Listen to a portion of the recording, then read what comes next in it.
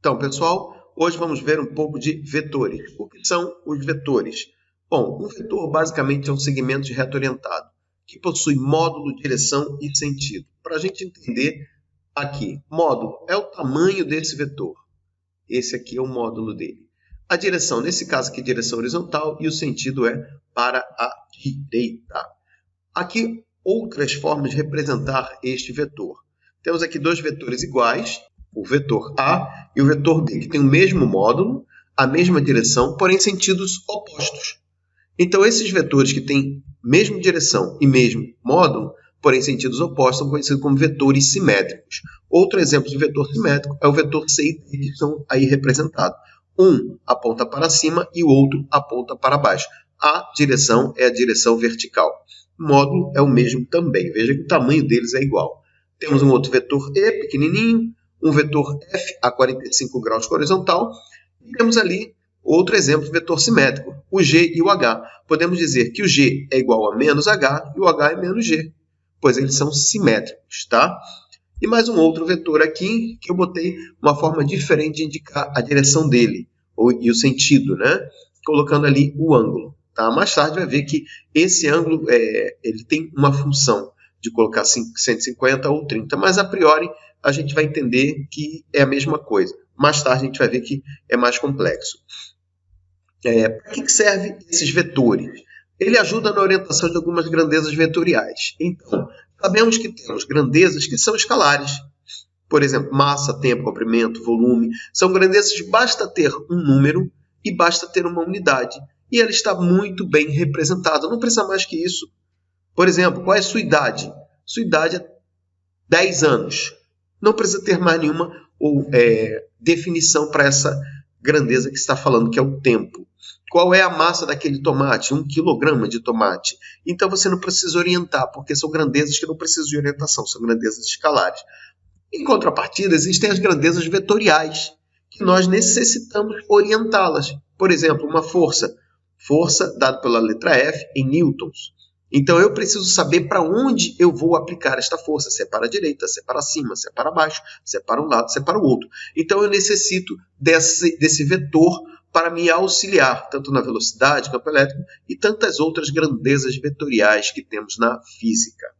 Aqui vamos aprender um pouquinho da soma vetorial, da matemática vetorial. Então nós podemos somar o vetor de uma forma gráfica, graficamente, através do polígono ou método do paralelogramo. E temos ainda uma forma analítica utilizando a lei dos cossenos, que V ao quadrado resultante, vetor resultante ao quadrado, é igual ao primeiro vetor, V1 ao quadrado, mais o V2 ao quadrado, mais 2 vezes V1 vezes V2 vezes o cosseno de θ, e já já vamos explicar melhor essas partes.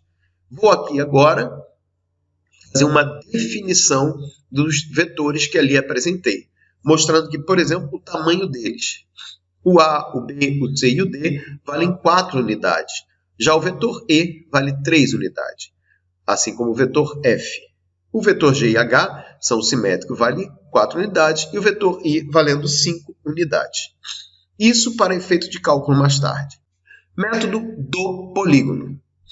Vamos colocar como é que funciona o método do polígono. Coloque-se a extremidade de um vetor na origem do outro.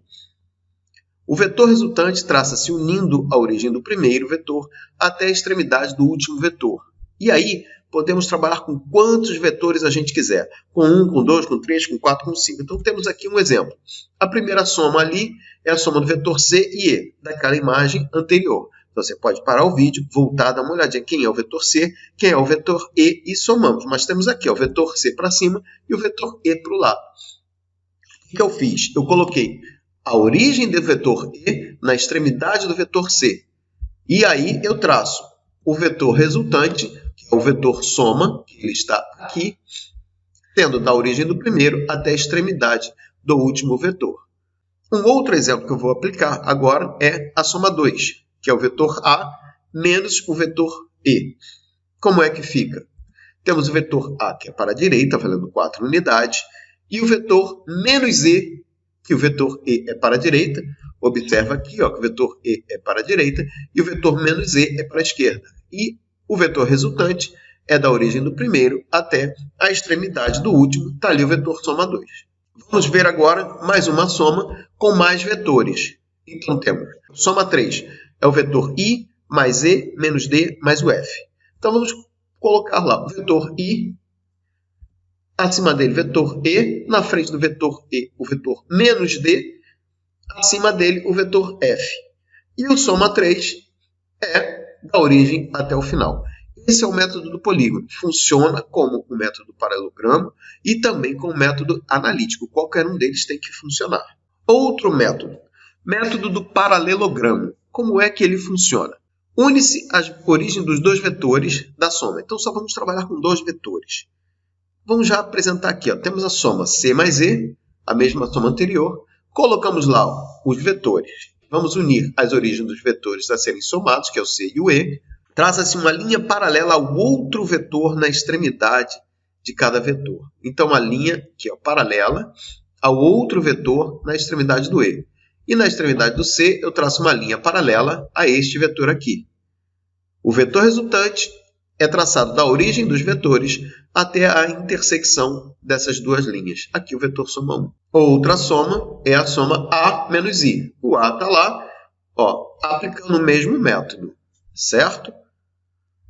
Eu fiz a união das origens, tracei as linhas paralelas e a soma vem da origem até a intersecção das duas.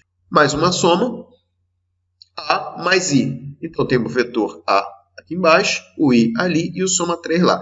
Observa que A menos I vai dar de frente de A mais I. É uma soma vetorial. Estou somando o vetor A mais o vetor I. E o outro é o A mais o vetor menos I. Espero que isso fique claro para vocês. Método analítico. Vamos utilizar a lei do cosseno para calcular o módulo do vetor resultante. Aqui, nós só podemos trabalhar com dois vetores. Levamos em consideração somente o módulo dos vetores. Então, temos ali três somas que nós vamos aplicar. Soma C mais E, A mais G e A menos G. Observando lá a equação dos cossenos, que está aqui em cima, vamos aplicar ela nesses vetores aqui de baixo. Então, a primeira soma, C mais E. Observa aqui, a soma 1 ao quadrado é o C ao quadrado mais o módulo de E ao quadrado mais 2 vezes C vezes E vezes o cosseno de 90. Por quê? Porque o C está na vertical e o E está na horizontal, se vocês lembram. Então, o ângulo entre eles é 90 graus. Agora, vamos aplicar os módulos, 4, 3, cosseno de 90 é 0, isso aqui tudo some. Fica 25, raiz quadrada de 25, 5 unidades. Próxima soma, A mais G. Então, observa aqui a mesma coisa. Estou utilizando os módulos dos vetores, porém, o ângulo entre A e G, se vocês se recordam, a imagem de A e G, vou colocar agora aqui para vocês verem.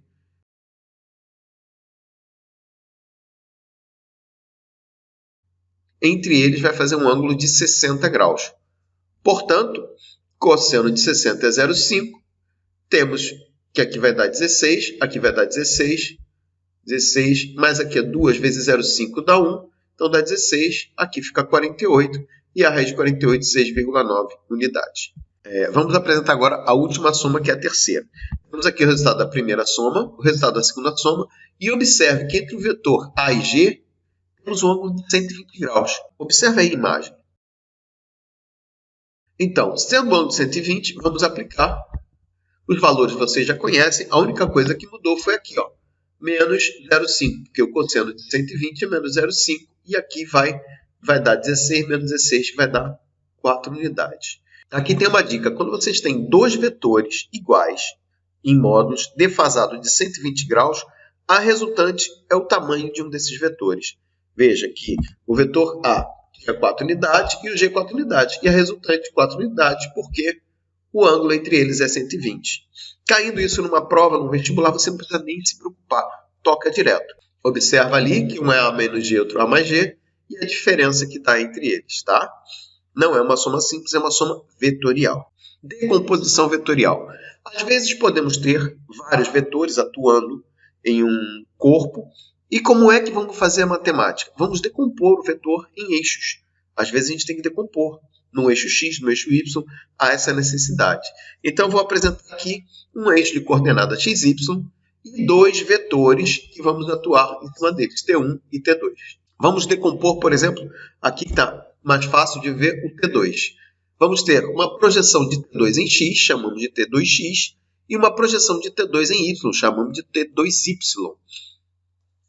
Continuando, da mesma forma, temos aí o T1x e o T1y. T1x. Se a gente lembrar um pouquinho da trigonometria, aqui nós temos um triângulo retângulo.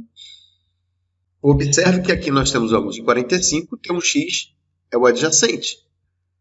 Portanto, T1x vai trabalhar com cosseno de 45. E 0,7 o cosseno de 45 vezes 100, que é o valor de T1, e vai dar 70 newtons. Por coincidência, 45 graus está no meio do quadrante, o cosseno e o seno é o mesmo. E neste caso, T1x vai ter o mesmo valor de T1y. Já no caso de T2, vamos colocar aqui no cantinho o resultado de T1x e T1y. No caso de T2x e T2y, vão ter valores diferentes. Por quê? Porque ali nós já temos um ângulo que não está no meio do quadrante. Aqui nós temos um lado maior que o outro. Portanto, um vai ser maior que o outro. Observe lá que T2x é T2 cosseno de 60, que é 0,5. Portanto, T2x vai dar 100 newtons. E T2y é T2 seno de 60, que é 0,87. Logo vai dar 174 newtons. Aí estão os resultados de T2x e T2y. Assim se processa a decomposição vetorial. Isso vai ser muito útil mais à frente, não exatamente agora, tá? Obrigado.